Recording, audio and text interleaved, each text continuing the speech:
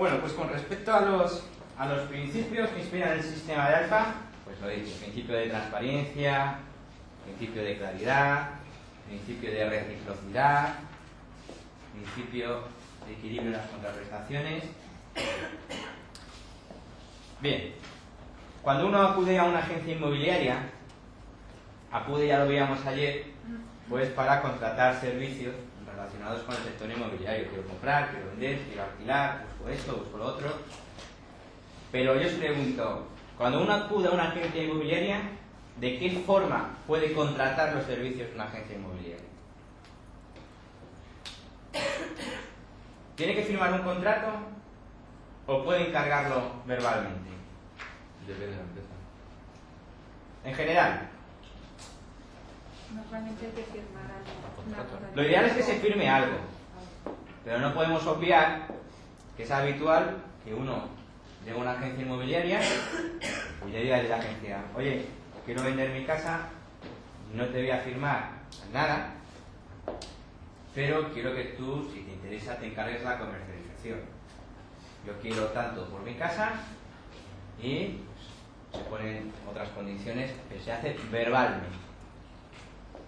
Es decir, que cuando uno acude a una agencia inmobiliaria, un cliente puede contratar los servicios de la agencia de dos maneras: verbalmente o por escrito. Las dos formas son igualmente válidas. Ya vimos ayer que nuestro sistema regía lo que se llama el principio de libertad de forma. ¿Y eso qué significa? Que mientras que una ley no diga que para que un contrato sea válido tenga que tener determinada forma, cualquier forma es válida, incluida la forma verbal. Pues bien, sin perjuicio de que las dos formas son válidas, lo que es evidente es que las dos formas no son igual de seguras. ¿Qué creen ustedes que es más seguro? ¿Trabajar con un encargo verbal o con un encargo por escrito? Con un encargo, evidentemente, por escrito. Bien. Pero ya hemos dicho que es habitual trabajar con encargos verbales y eso supone una gran inseguridad. Para reducir en la medida de lo posible esa inseguridad, aquí en Alfa lo que tenemos diseñado es un protocolo de actuación, o lo que aparece últimamente mucho en medios, lo que se llama una hoja de ruta. Es decir, cuando yo trabajo con encargos verbales, vamos a ver cómo voy a tener que hacer determinados actos, cómo voy a tener que pedir determinada documentación y cómo en todo caso el cliente me va a tener al menos que suscribir determinada documentación. ¿De acuerdo? Y eso es lo que vamos a ver en primer lugar. Cómo tengo que trabajar cuando trabajo con encargos verbales. ¿De acuerdo? Bien, todos los documentos que vamos a ver los tienen colgados en la intranet de la red, de la página web de Alfa. Si nos fuésemos a zona reservada y metiésemos nuestra contraseña, la contraseña de nuestra oficina, automáticamente accederíamos a un conjunto de contenidos muy prácticos para el día a día de la agencia. Entre esos contenidos, si ustedes se dan cuenta, hay uno que es documentos. Y aquí aparece un listado de más de 40 documentos que se van actualizando y que se van ampliando, que son los documentos que nosotros vamos a utilizar en el día a día.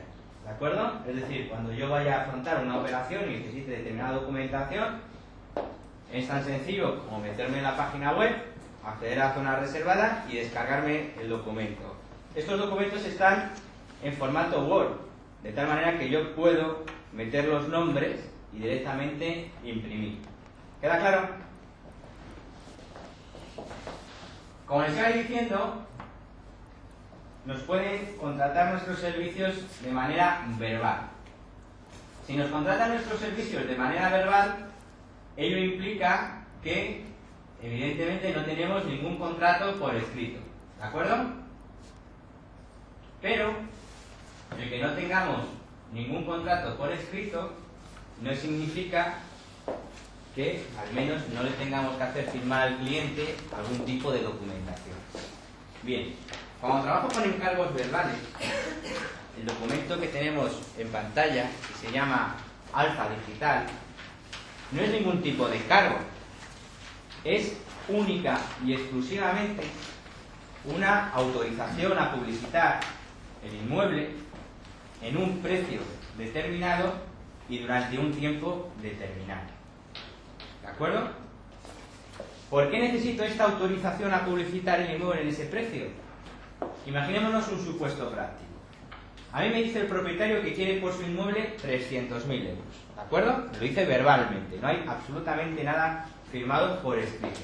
Y yo empiezo a desplegar mi labor como agencia inmobiliaria a los efectos de localizar a un comprador dispuesto a pagar 300.000 euros por ese inmueble. Consigo encontrar a ese comprador y le llamo al vendedor y digo, oye, pásate por aquí que tengo un comprador dispuesto a comprar tu inmueble por 300.000 euros. Y me dice el comprador, el vendedor, disculparme, no, ya no quiero 300.000, ahora quiero 306.000. Bueno, cojo yo y se lo comunico al comprador, oye, que había dicho que el inmueble costaba 300.000 euros, pero ahora resulta que el vendedor quiere más, quiere 306.000. ¿Vosotros creéis que se puede sentir engañado el comprador? Simplemente. Y vosotros, si simplemente tengo un encargo verbal, ¿creéis que yo le voy a poder acreditar al comprador que a mí en un primer momento me habían dicho 300.000 y que luego lo ha modificado él? No voy a poder acreditárselo. Y si el comprador se siente engañado, lo mínimo que puede hacer a lo mejor es pedirme una hoja de reclamación, ponerme una reclamación o ponerme una denuncia en consumo. Y seguimos rodando la pelota. Llega a consumo, ¿cómo le acredito ya a consumo que la variación en el precio es imputable a un cambio de opinión en última hora del vendedor? Y no a una práctica fraudulenta mía en lo que estoy tratando es de conseguir 6.000 euros para mí en concepto de honorarios. ¿Veis? La importancia de tener un documento donde al menos conste el precio en virtud del cual me autorizan a mí a publicitar el inmueble. El documento, como veréis, es muy sencillo, es únicamente un párrafo. Y dice, don fulanito de tal, evidentemente ahí deberá figurar la persona que me autoriza a publicitar y que previamente me ha encargado verbalmente la venta del inmueble, dice mayor de edad, con DNI tal, domicilio tal, que actúa como, y aparece el propietario o su representante.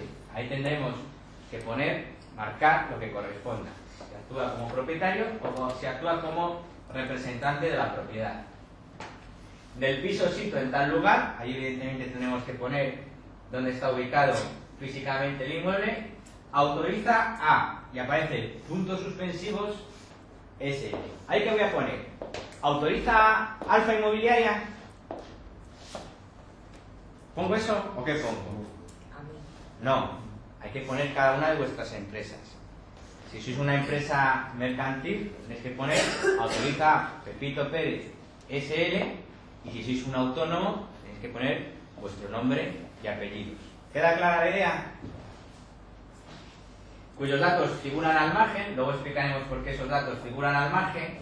Dice, a publicitar el citado inmueble en anuncios en prensa, radio, internet u otros sistemas análogos durante el plazo que hayamos pactado con el cliente a partir del día de hoy. Por un precio, ahí tendré que poner el precio en virtud del cual el cliente me ha autorizado a dar a conocer a terceros la posibilidad de adquirir ese inmueble, y de incluidos los honorarios, siendo los honorarios de la inmobiliaria de X. Fijaros, este documento no es ningún encargo. ¿Ves ahí que el cliente me encargue a mí por algún lado la venta? ¿Lo pone? ¿A que no? Simplemente que pone el documento es que me autoriza a publicitar el inmueble, fijaros, en un precio que además lleva incluido mis honorarios. Luego, si finalmente el cliente vendiera el inmueble a un comprador que yo he localizado y no me pagase, este documento a mí podría también ayudar ¿a qué? A reclamar mis honorarios. Porque ¿cuál va a ser la razón de que a mí un señor me firme una autorización a publicitar si no es porque me ha encargado verbalmente la venta del inmueble? Y además, ¿por qué a mí me va a firmar un señor que a publicitar el inmueble en un precio determinado que lleva incluido mis honorarios, si no es porque previamente me ha encargado la venta del inmueble?